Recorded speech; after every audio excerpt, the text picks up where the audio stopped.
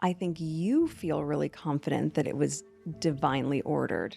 Maybe all of this, our friendship, you becoming our neighbor, the depth of our friendship, and then these opportunities that we both have. They found it by accident, a single transaction, a seemingly innocent payment buried in thousands of pages of royal household expenses, the kind of thing most accountants would skip right over.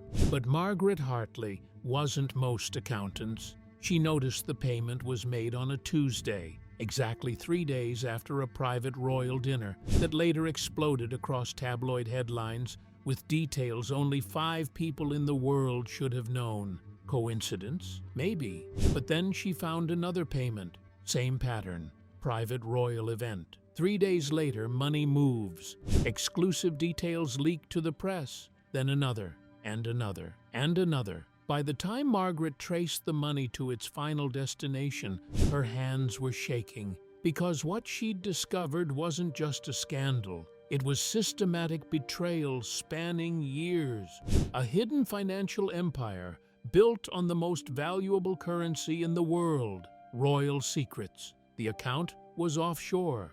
The ownership was buried under layers of shell companies. The amounts were staggering. Hundreds of thousands of pounds flowing to someone who'd stood in front of cameras talking about service, sacrifice, and suffering. Someone who'd convinced millions she was the victim. But numbers don't lie. Bank statements don't have agendas. And when King Charles and Prince William saw the evidence, they realized the horrifying truth. They'd been protecting the wrong person. December 2025, the month the fairy tale died. The month the palace discovered that Meghan Markle had been running the most sophisticated con in royal history, turning private family moments into cold, hard cash. This isn't gossip. This isn't speculation. This is documented financial forensics that would end with the most unprecedented royal punishment in modern times. And by the end of this story, you'll understand exactly why Harry's phone call to his father ended with 7 words that severed their relationship forever.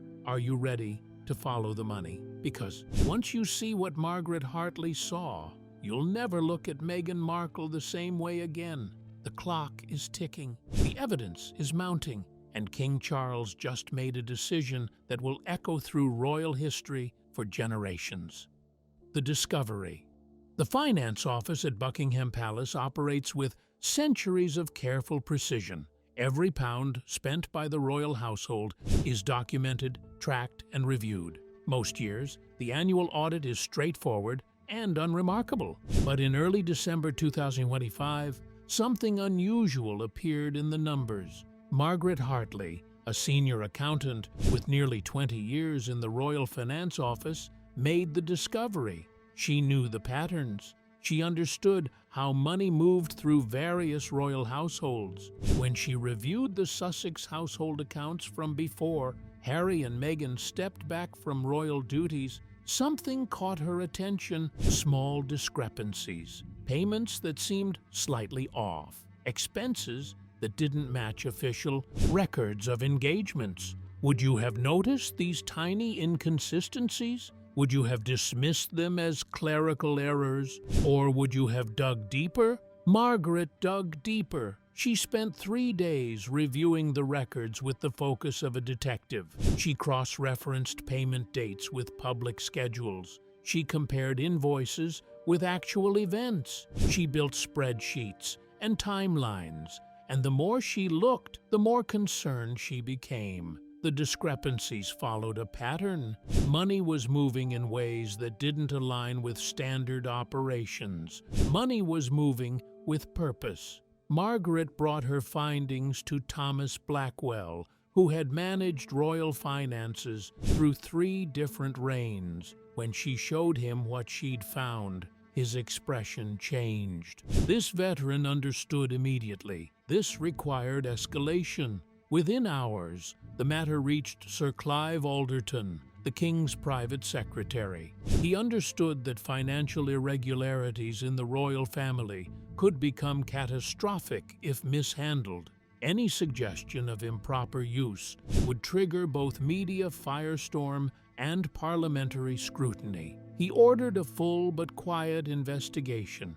A small team was assembled. Margaret and Thomas from finance, 2 senior legal advisors, and a discreet investigator with experience in financial forensics, someone who'd tracked money through the darkest corners of international finance. They received strict instructions: no leaks, no discussions outside the team. This matter stayed contained. Can you imagine the pressure? These weren't just numbers on a spreadsheet. This was potentially the biggest scandal to hit the royal family in decades. The team worked through December, analyzing bank statements, wire transfers, vendor contracts, and expense reports. And hidden in that paperwork was something that shouldn't have been there: payments flowing to a consulting firm that no one had heard of.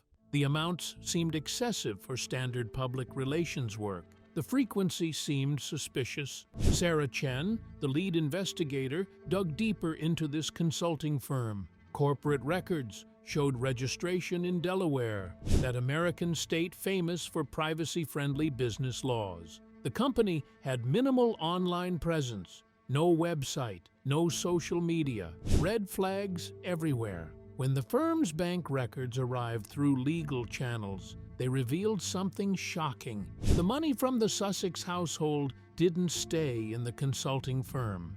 It was immediately transferred to an offshore account in the Channel Islands.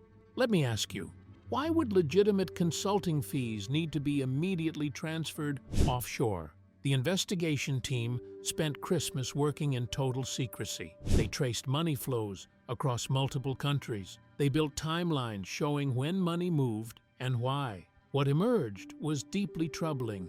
The offshore account had been opened in early 2018, shortly after Meghan and Harry's wedding. Money began flowing in almost immediately. Hundreds of thousands of pounds over time. But here's what made investigators' blood run cold: the timing. The largest deposits occurred shortly after major royal events, after important family gatherings, after state occasions, after private meetings that later became media stories. A large payment arrived 3 days after a private family meeting at Sandringham.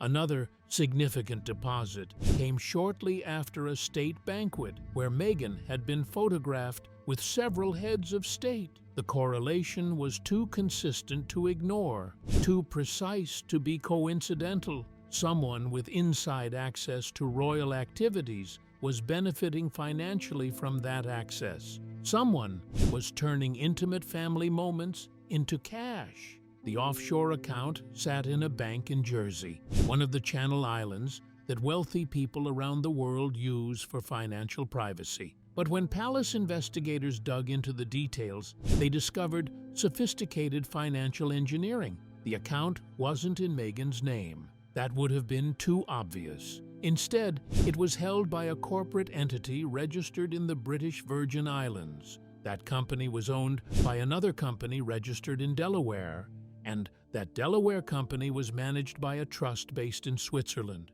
Each layer added distance. Each layer made tracing ownership harder. Each layer provided what lawyers call plausible deniability. This wasn't something you set up yourself. This required expensive professional help from people who specialize in hiding money. Palace investigators worked with financial experts who specialized in unraveling complex corporate structures. They obtained court orders that forced banks to reveal information normally kept secret. And slowly, methodically, they traced the ownership chain back to its source. The beneficial owner, the person who ultimately controlled the account and could access its funds, had direct ties to Meghan Markle. Money flowed into the account from multiple sources. Some came through the consulting firm, but other deposits came from entertainment companies based in Los Angeles, production firms that worked in television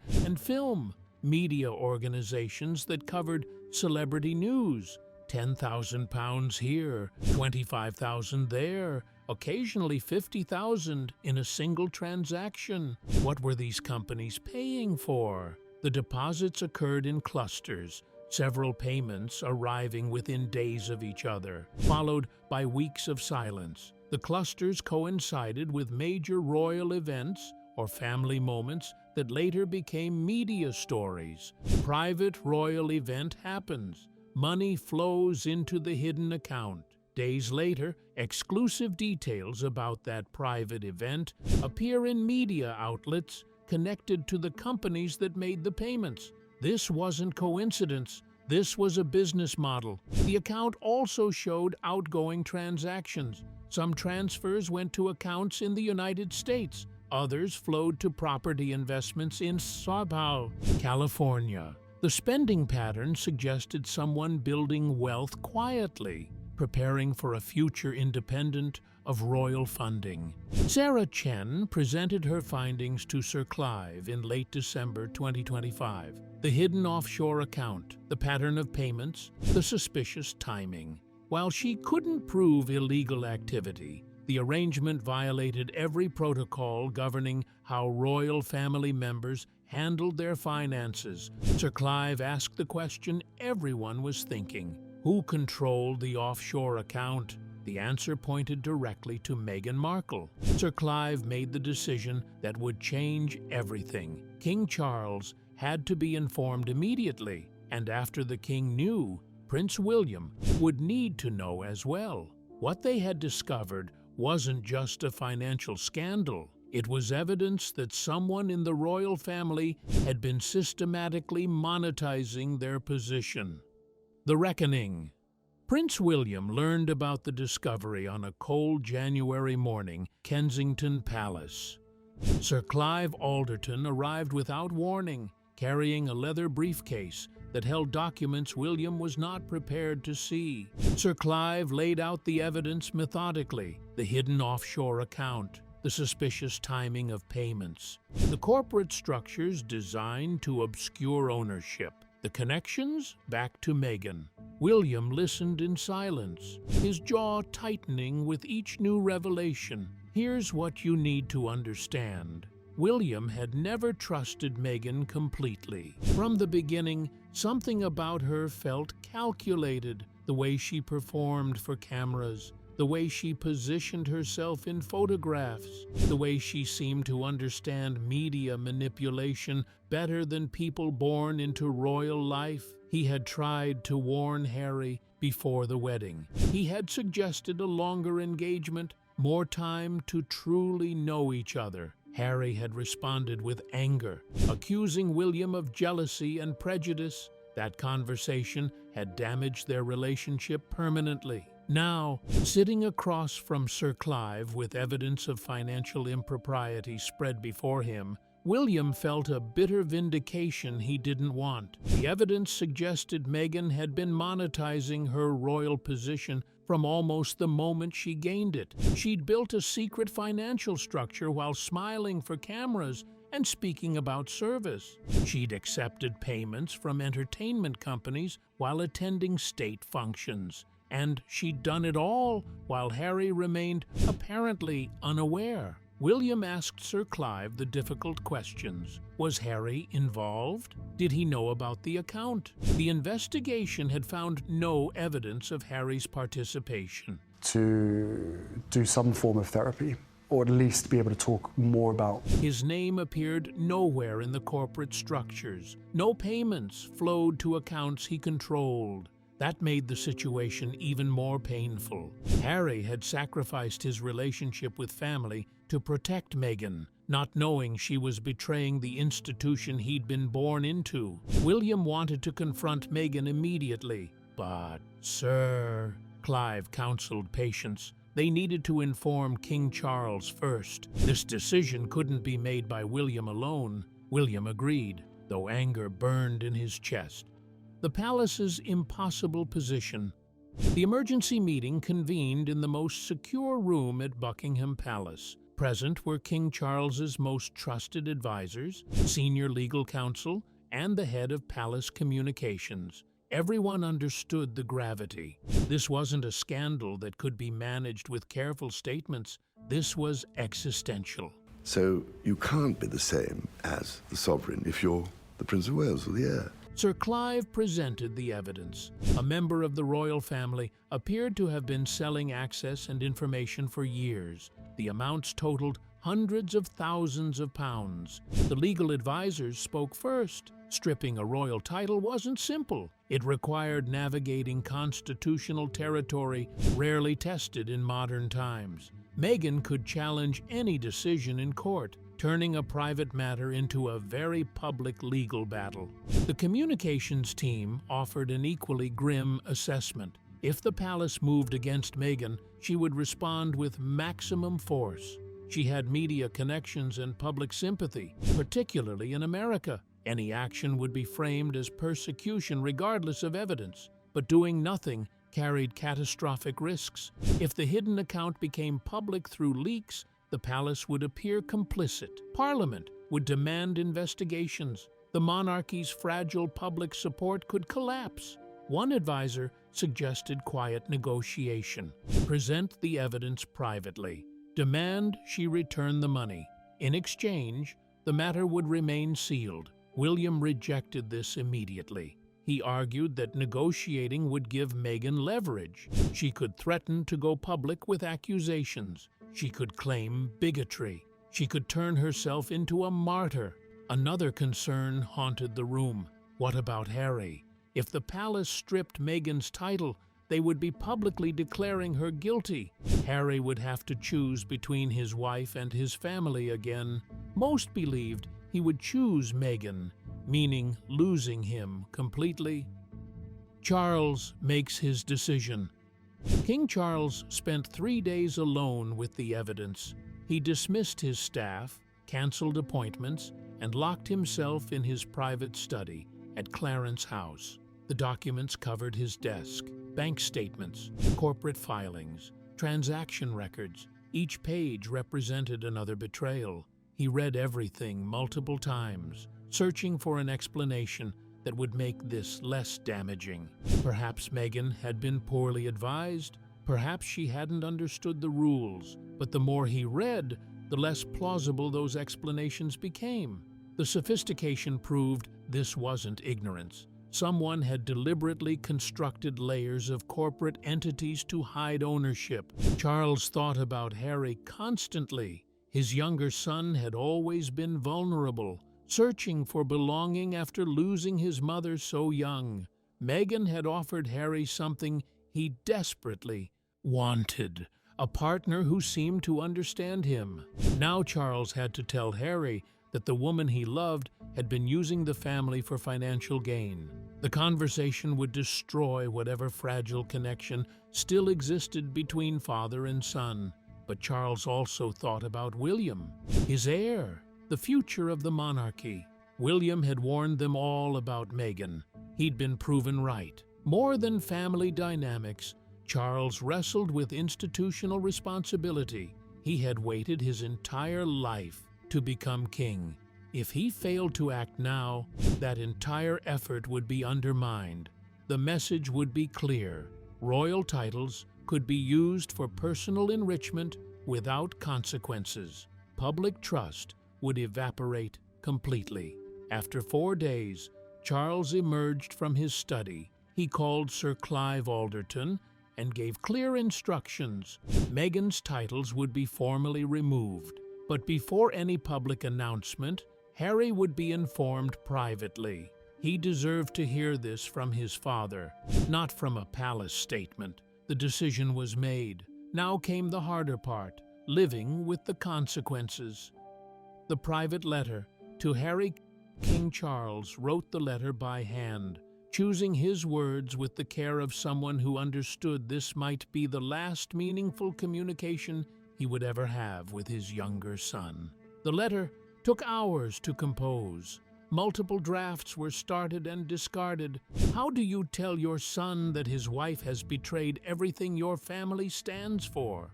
The letter began with an expression of love. Charles wrote that regardless of what followed, Harry would always be his son, that nothing could change the bond between father and child. He wrote about memories from Harry's childhood, moments of joy that had nothing to do with duty, just a father and son being together.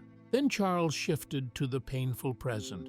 He explained that palace investigators had discovered serious financial irregularities connected to Meghan.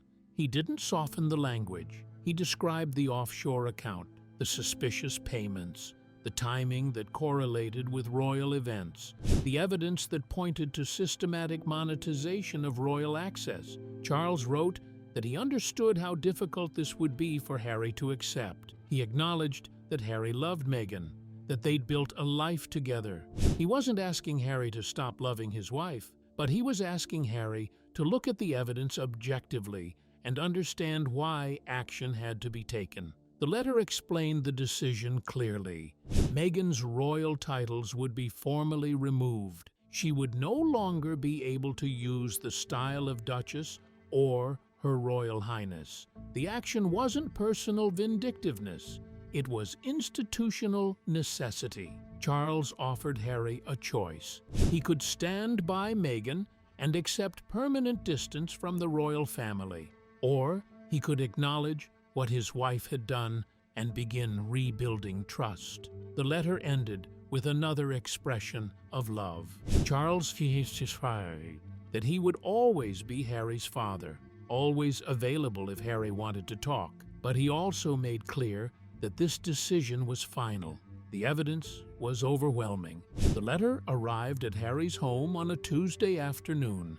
Harry signed for the envelope, recognized his father's handwriting immediately, and felt his stomach drop. Harry read the letter in his office with the door closed. As he progressed through the pages, his expression moved from confusion to disbelief to rage. His father was accusing Meghan of financial misconduct. His father was stripping her titles. His father was asking him to choose. Harry's hands shook as he finished reading. He immediately called his father's private number. Voicemail. He called again. Voicemail. He sent a text demanding immediate conversation. Finally, hours later, Charles called back. The conversation lasted less than 10 minutes. Harry shouted that this was persecution. Charles remained calm, stating the evidence was conclusive. Harry accused the family of bigotry. Charles said this was about documented financial impropriety. Harry demanded the investigation be stopped. Charles said it was already complete and the decision was made. The call ended with Harry saying words he would later regret, or perhaps not regret at all. He told his father that he was choosing Meghan, that he would stand by her no matter what lies the palace invented, that Charles had lost both his sons now. Then Harry hung up. The explosion. The palace scheduled the announcement for 10 a.m. on a Thursday morning. The timing was deliberate, early enough to dominate the day's news cycle. Mr. and Mrs. Bridges, honored guests, ladies and gentlemen, good evening. Tenekato katoa. Late enough to ensure all major media outlets were fully staffed. The statement was released simultaneously across all official palace channels. Within seconds, phones began ringing in newsrooms across the world. The statement was brief, but devastating. Following a comprehensive financial review, serious concerns had been identified regarding the conduct of the Duchess of Sussex during her time as a working member of the royal family. These concerns related to financial arrangements that violated established protocols. His Majesty the King had made the decision to remove the royal titles and styles previously held by the Duchess. Effective immediately, she would no longer use the title. And then I said, okay, I've always loved being able to share. I've always loved Her Royal Highness, or be referred to as the Duchess of Sussex. Critically, the statement avoided specific accusations. It didn't mention the offshore account. It didn't detail the payments. Legal counsel had been clear. Specific allegations could trigger defamation lawsuits. The media reaction was instantaneous and explosive. Within minutes, every major news outlet was running breaking news alerts. Television networks interrupted regular programming. Royal correspondents who had covered the family for decades said they'd never seen anything like this. Social media platforms erupted. Hashtags supporting and condemning the decision trended simultaneously. People who had always defended Meghan called the action bigotry. Others said the palace had finally shown backbone.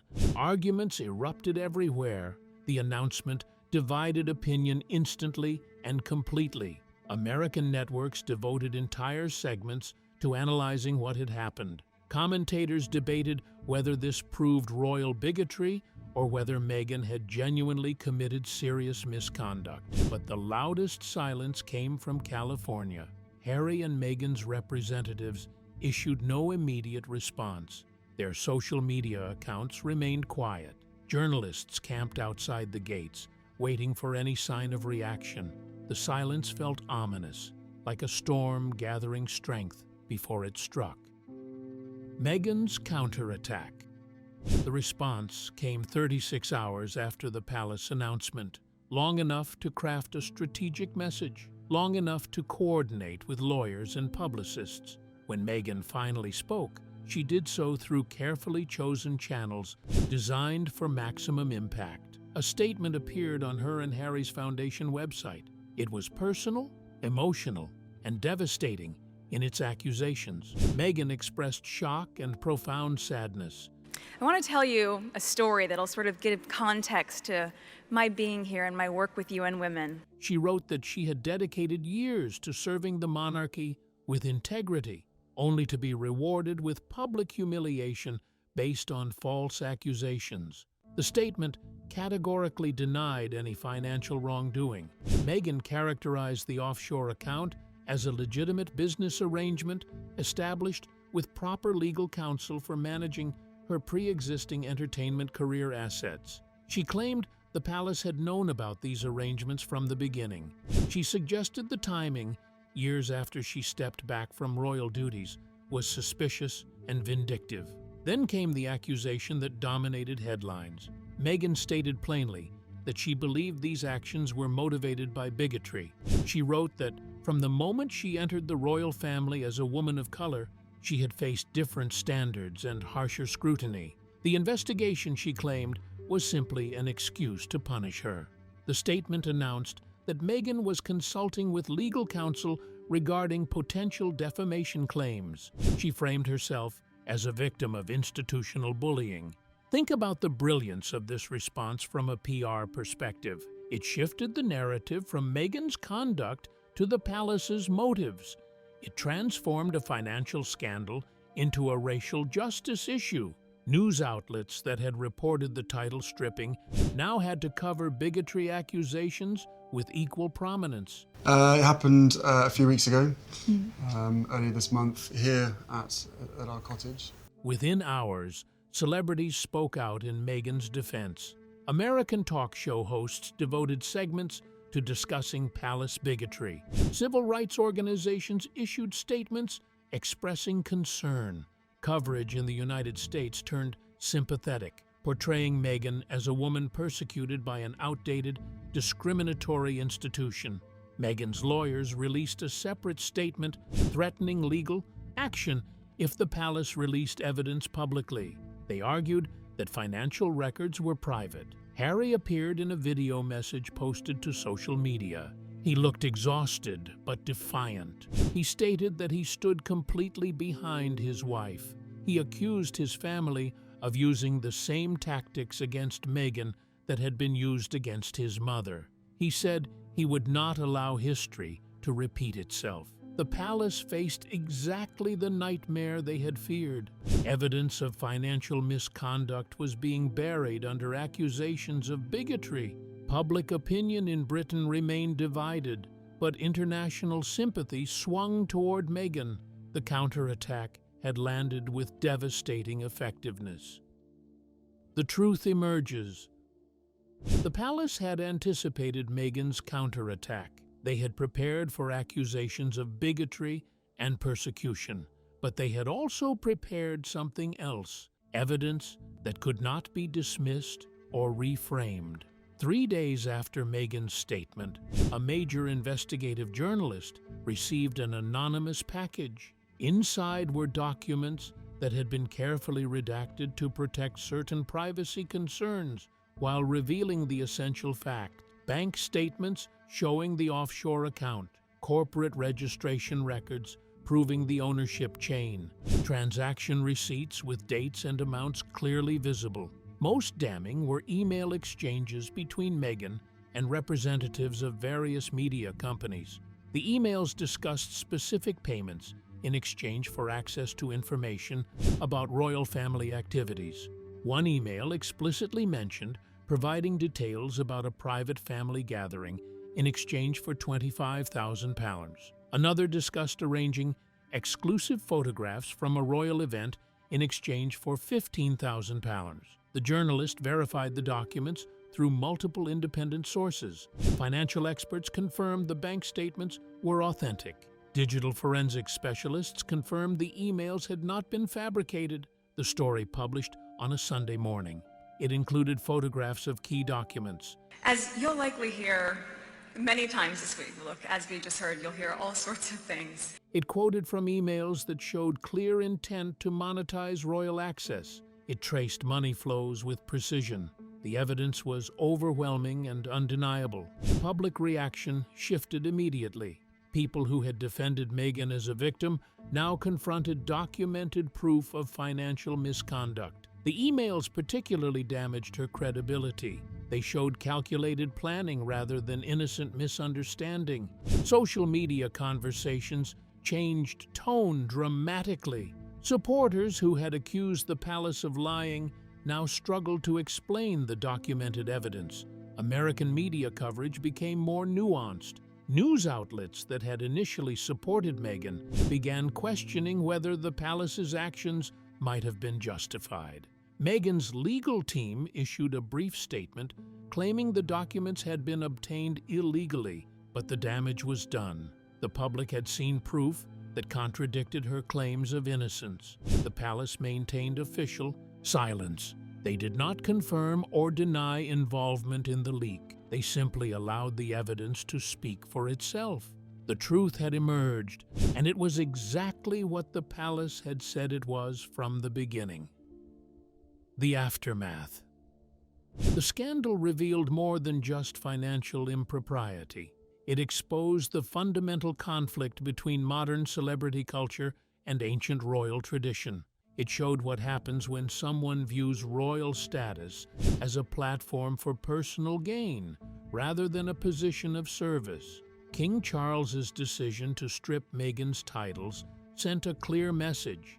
The monarchy would protect its integrity, even at the cost of family relationships, even at the cost of losing Harry permanently. For William, the vindication was bittersweet. He'd been right about Meghan, but being right meant watching his brother choose permanent exile over acknowledging difficult truths. For Harry, the situation presented an impossible choice, and he'd made it. He stood by Meghan, accepting that this stance meant permanent distance from his family. Whether history would judge that choice as loyalty or delusion remained to be seen. This scandal raises questions that extend beyond one family's drama. How should ancient institutions adapt to modern transparency demands? Where is the line between privacy and accountability for public figures? Can the monarchy survive in an age where every financial transaction can be traced and exposed? The hidden bank account revealed more than Meghan's actions. It revealed the fragility of institutional trust. It showed how quickly centuries of tradition could be threatened by one person's calculated choices. The unanswered questions. As of now, several questions remain unanswered. Will Meghan face legal consequences beyond losing her titles? Will more evidence emerge, showing the full extent of the financial arrangements? Will Harry ever reconcile with his family, or is the break permanent? Most importantly, will this scandal prompt broader reforms in how the royal family manages and monitors financial arrangements for all its members? The investigation continues. More revelations may emerge, but one thing is certain: the monarchy will never be the same. The discovery of that hidden bank account didn't just strip Meghan of her titles. It stripped away illusions about celebrity royal marriages, about institutional vulnerability, and about the price of betraying family trust. King Charles and William made their choice. They chose the institution over the individual. They chose accountability over appeasement. History will judge whether that choice saved the monarchy or accelerated its decline.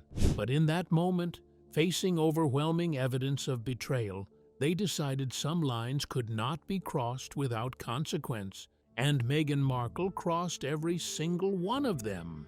What do you think? Was the palace right to strip her titles? Or was this an overreaction? Let us know in the comments below. And if you found this investigation revealing, make sure to like, subscribe, and click the bell icon so you don't miss our next deep dive into royal secrets that changed everything.